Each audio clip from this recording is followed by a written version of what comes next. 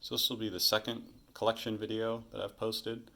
I'll be going over my Carcanos. These are the Carcano Carbines I have in my collection. Up top is the M91 Machetos, commonly referred to as the cavalry carbines by collectors. These were used by both cavalry troops as well as motorcycle troops and the Boseghiati.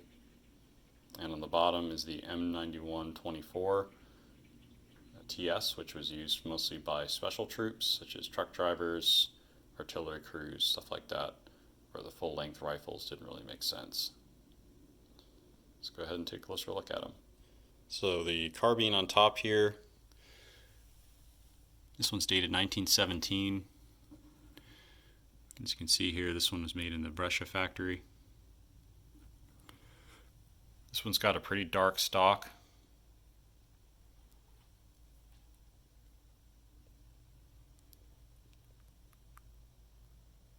You can see it has this lever type of lock for the bayonet.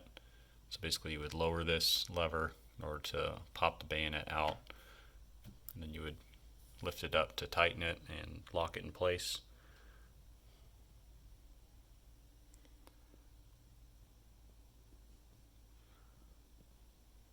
Moving on to the one below it.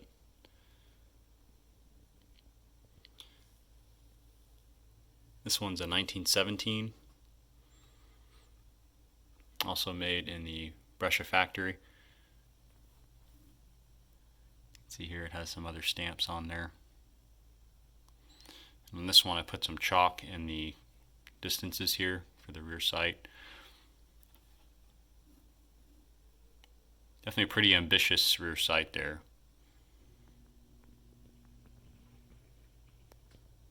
See here, the finish on this one's really nice.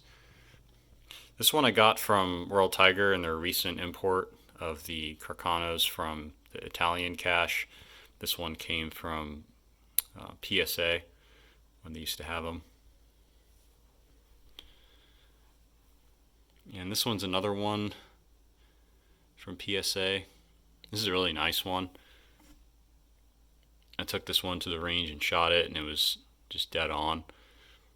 This one's a 1934 Brescia. You can see here it has the RE stamp.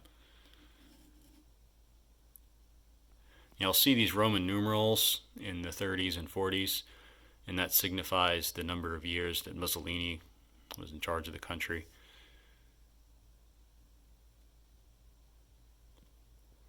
So you can usually date them by that as well if that's on there. Moving on to the next one. This one I believe I got from DK Firearms. Also another really good example. This one's a 1941, so you can see here the Roman numerals, also during Mussolini's time. The X1X would be the 19th year. There's some interesting marks here. It's kind of hard to make them out on the other side of the barrel here. So what's interesting is they didn't stamp the receivers, they stamped the barrels, so if they ever got rebarreled and the barrel was replaced, you'd kind of lose some of the history of the rifle. You can see here, pretty good shape as well. Moving on to the next one. This one is also another Brescia. This one doesn't have a date on it, but based on the serial number here, this one was made in somewhere around 1943. So this is a later production.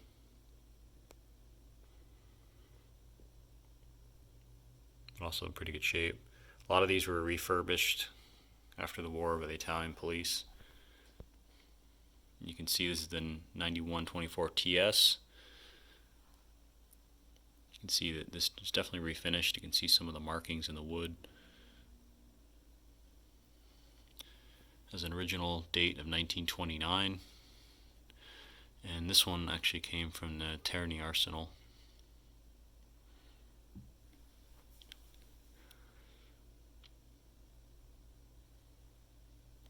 And unlike the other models, this one would fit an actual bayonet to it instead of having the folding out bayonet. So this is the TS with the bayonet fixed. See, I got a really nice one from DK. It's got a pretty good finish to it. And the wood's really nice on the handle here. Definitely looks pretty good with the bayonet fixed. So I flip these around so you take a look at some of the cartouches in the stock. See, this one has the original Arsenal stamp there for 1917.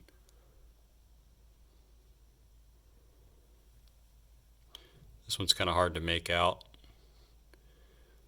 but this is from the Terni Arsenal, so it looks like at some point this is where it went to go get a factory repair, refinish.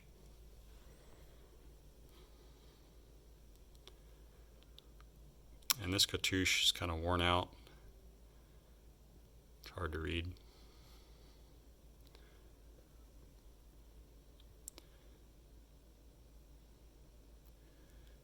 And no visible cartouches on these stocks. Probably worn out over time.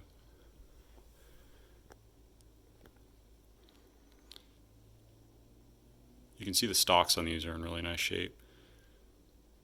And I did a pretty good job refinishing them in the factories. So I hope you enjoyed this quick look into my Carcano collection. I'd like to do a range video with these at some point. I do have a bunch of 6.5 left over, and it's pretty fun to shoot. So I'd like to take these out and do some videos on them. These definitely shoot really well, pretty accurate, and the type of round that they use is perfect for the size of the rifle. So they're definitely a joy to shoot. So I'll be doing a video on that at some point. If you'd like to be alerted to those, feel free to subscribe. If you like the video, let me know in the comments. You can feel free to ask any questions about these rifles as well, and I'll try to answer them. I have some other videos out soon, some other projects I'm working on, as well as some other collection videos. As always, thank you for watching.